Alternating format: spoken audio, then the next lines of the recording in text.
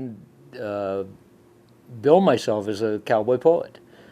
But I have been doing Western verse since I was a little kid. We never called it cowboy poetry because we didn't know. It didn't come to be cowboy poetry until the Elko Cowboy Poetry Gathering about 28 years ago. I grew up with Hoppy and Roy and Gene, like everybody of my generation, and you know, my heroes have always been cowboys, and I always come back to them. You know, you drift off and did various little things here and there, but you always, for some reason, always come back to the cowboys. When I finally got to meet Roy Rogers and Dale Evans, you found out that these people really walked the walk and talked the talk. And they were more interested in walking the walk than they were talking the talk. And they really were. They lived this life. It was a shining beacon. And it was so great to be able, because so many of our heroes over the years disappoint us. A poem that has come back to me from so many places. And I wrote, it's the fastest thing I have ever written. I've been writing poetry since I was about 6, 7 years old, but this thing came in a rush. Very, very few edits. And I wrote it about 3 days after the close of the first film festival, meeting Roy. And it's pretty self-explanatory. It's called Silver Screen Heroes. Growing up on New England farms, the West came alive for me. Saturday mornings at the Colonial Theater. Front row center's where I'd be. Saturday mornings at the Colonial Theater with Hoppy and Roy and Gene. 2 big westerns for 30 cents, 8 cartoons, and flat top ice cream. My youth was spent in darkened bliss, and a new world came suddenly alive. And those old movies made the West exist, and they stirred me deep inside. Joel McCrea and Randolph Scott, Ride the High Country, Shane, Red River, The Searchers. Oh, this was heaven for me. My dad died when I was young, and my mom worked hard to keep us fed. And it was my cowboy heroes that gave me values by what they did and what they said. Good guys in big white hats, they taught me right from wrong. You tip your hat to the ladies, and when it hurts, be strong. The Duke, Wild Bill, and Jingles, they got me through some pretty tough times. And Gabby always made me laugh. They were all pals of mine. Cheyenne and Sugarfoot helped show me the way. Do what you know is right. And when it's just you, turn the other cheek. But when it hurts others, fight. Where are they today, these heroes of mine who taught these lessons to me? Brave and strong and always right, on the silver screen and on my TV. You see, with the Lone Ranger and Tonto and Hoppy and Topper, you always knew right from wrong. And there sure wasn't much that Roy and Dale couldn't fix with bullet and trigger and a song. With my fancy stitched shirt and my cardboard cowboy hat, I'd tackle the Black Hat gang. On my knotty pine steed I would ride for the past, to head 'em off if only I can. My shooting iron strapped on tight and whistling a tune. My youth was spent taming the West. And when I look back on those times now and again, it is the cowboys that I remember best. You see, while most kids use bikes and baseball to spend their growing up time, you could usually find me out in the backyard roping my older brother with Mom's new clothes hanging line. But time passed like most young boys, and I outwardly gave up the quest to ride with Coop and Ben and Marshall Dillon and tame the lawless West. The trappings of youth gave way to suits and briefcases and wingtip shoes. But as I reached my middle years, I realized I had better choose to be the man of business and commerce that everyone expects, or to go and find my heroes again and gain my self-respect. So things have come full circle for me, and I've regained my visions of youth. I've traded in my 3-piece suit for Wranglers and cowboy boots. And my heroes have sustained me.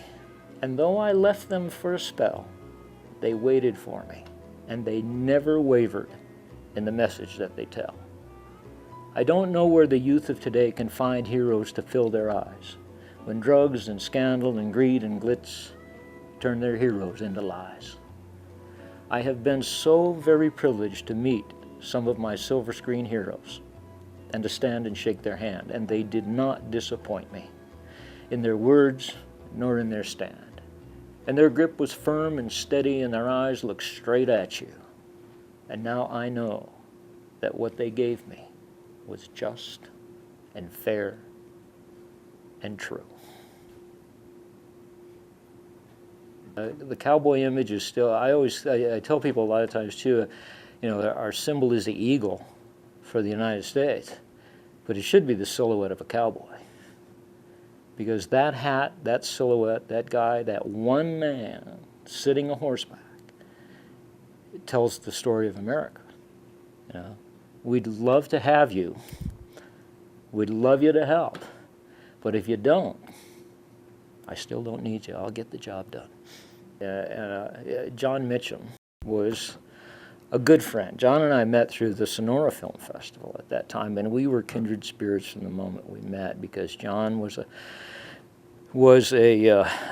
just suffered fools poorly and had just a rapier wit. And most people didn't realize until 2 or 3 days later that they'd been slapped.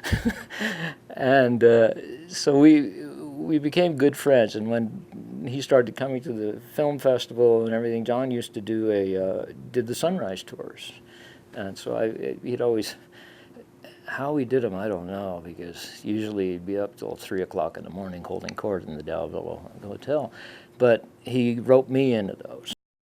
And some of my greatest moments at the film festival were being up there early morning in the rocks with a whole bunch of people and reciting a little poetry and a little philosophy with John Mitchum, watching the sun come up in the Eastern Sierra. So I do the sunrise tours now. That has kind of reverted to me, and it's definitely a labor of love. John wrote a tremendous amount of poetry, and wrote poetry for the only album that John Wayne recorded, and I Am America, which is become a classic and should be our national poem. Do you realize we have a National Potato Week, but we don't have a national poem? I'm serious, yeah. So we're still doing that. But John wrote a poem that for me was even a little bit more, because it answered a question for me that I've always wondered. We were talking about with somebody yesterday about living in Tornado Alley. Now, 50% of smart is knowing how dumb you are. And if a guy says, we're gonna go down to Tornado Alley and show you a bunch of houses you can buy, or the guy says, oh yeah, we've been wiped out by the tornado 3 times, but we're gonna rebuild. God's trying to tell you something, partner. You don't want to be here. So John wrote a poem called Mis raíces están aquí. And it kind of answered that question for me. On a trail drive from Texas, down by the Rio Grande, we had pushed across the Midas to a dry and a bitter land, where before the Longhorn, grass rangelands once was there, but now we just herded them in silence with a feeling of despair. For the day was hot and the wind was dry, and the mesquite trees barred our way, and the ocatilla and the cholla tried to drain our lives away.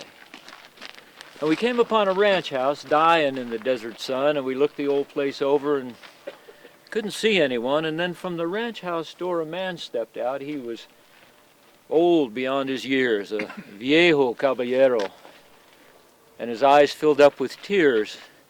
Señors, I have nothing for you. My hacienda is empty now. Ah, but there was a time.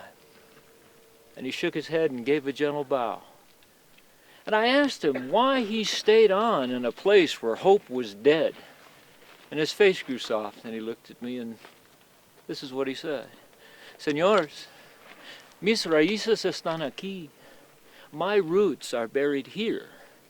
Now, I've pushed cattle from the Rio Grande to Maine. I've pushed them through New Mexico and Arizona rains. And I've watched ranchers and farmers holding on when it's 25 below. And the thought has often crossed my mind why they just didn't go to a place where life was easier and nature wasn't so hard. And then thought comes back and I'm in that viejo's yard and I think of him and his quiet pride and the things that he has done, and now I know that wherever men will battle back from the snow and blazing sun, they will live their responsibilities to the land that they love best. And America will proudly stand, and in her vision will not rest. For no matter how it goes, the answer is loud and clear. Mis raíces están aquí. My roots are buried here. John Mitchum.